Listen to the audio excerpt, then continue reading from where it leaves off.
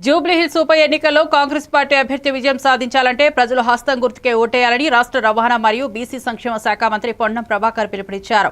Congress party మాత్రమే జూబ్లీహిల్స్ అభివృద్ధి సాధించగలదని తెలిపారు. రాష్ట్ర వ్యాప్తంగా సంక్షేమ పథకాలను విజయవంతంగా అమలు చేస్తున్న సీఎం రేవంత్ రెడ్డి నేతృత్వంలో తెలంగాణ మళ్లీ అభివృద్ధి దిశగా పయనిస్తోందని అన్నారు. ఉప ఎన్నికల్లో ప్రజలు తప్పకుండా అభివృద్ధి సంక్షేమం రెండింటిని పరిగణలోనికి తీసుకుని కాంగ్రెస్ కు మద్దతు ఇవ్వాలని పిలుపునిచ్చారు.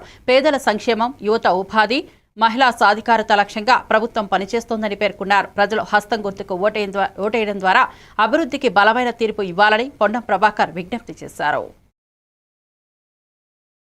తెలంగాణ యావత్ కేబినెట్ తో సహా గౌరవ ముఖ్యమంత్రి కాంగ్రెస్ పార్టీ అంతా ఉండి జూబ్లీహిల్స్ ఉప ఎన్నికల సందర్భంగా మేము ప్రజలకు ఇస్తున్నటువంటి మాటతో పాటుగా హైదరాబాద్ అభివృద్ధిలో అంతర్భాగంగా జూబ్లీహిల్స్ ను ప్రత్యేక ప్రాధాన్యత ఇచ్చి అభివృద్ధి చేస్తామనేటువంటి మాట కూడా ఈ సందర్భంగా మనవి చేస్తా ఉన్నాం. గత 10 సంవత్సరాలుగా అక్కడ టీఆర్ఎస్ శాసనసభ్యుడు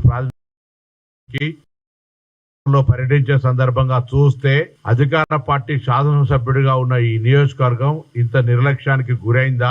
గతంలో మేము అధికారంలో ఉన్నప్పుడు చేసిన పనులు తప్ప త్రాగునీటికి సంబంధించి గాని, డ్రైనేజ్ సిస్టమ్ మీద కావచ్చు, ఇతరత్ర ఎక్కడ కూడా సింగిల్ పని జరగలేదనేటువంటి అంశాన్ని గమనిస్తే చాలా బాధ కలుగుతా ఉంది. అందుకే కంటోన్మెంట్ ఉప ఎన్నికల మాదిరిగా అక్కడి ప్రజలు ఏ విధంగానైతే అధికారంలో ఉన్నటువంటి రాష్ట్ర ప్రభుత్వ ప్రతినిధిగా గణేష్ గారిని గెలిపించుకున్నారో, ఇప్పుడు కూడా జూబ్లీహిల్స్ ఎన్నికల్లో అధికార పార్టీకి సంబంధించినటువంటి నవీన్ యాదవ్ గారిని గెలిపించుకోవడం ద్వారా ఈ నియోజకవర్గాన్ని కూడా అభివృద్ధి చేయాలనే ఆలోచనతో జూబ్లీహిల్స్ ప్రజలు ఉన్నారు.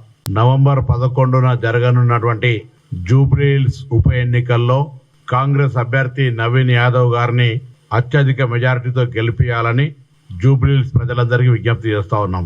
ఎందుకంటే స్థానికుడు, యువకుడు, ఉన్నత చదువులు చదువుకొని ప్రజాస్వామ్య పద్ధతిలో నియోజకవర్గ సమస్యల మీద అవగాహన ఉన్న వ్యక్తిగా జూబ్లీహిల్స్ లో ఎమ్మెల్సీ పోచంపల్లి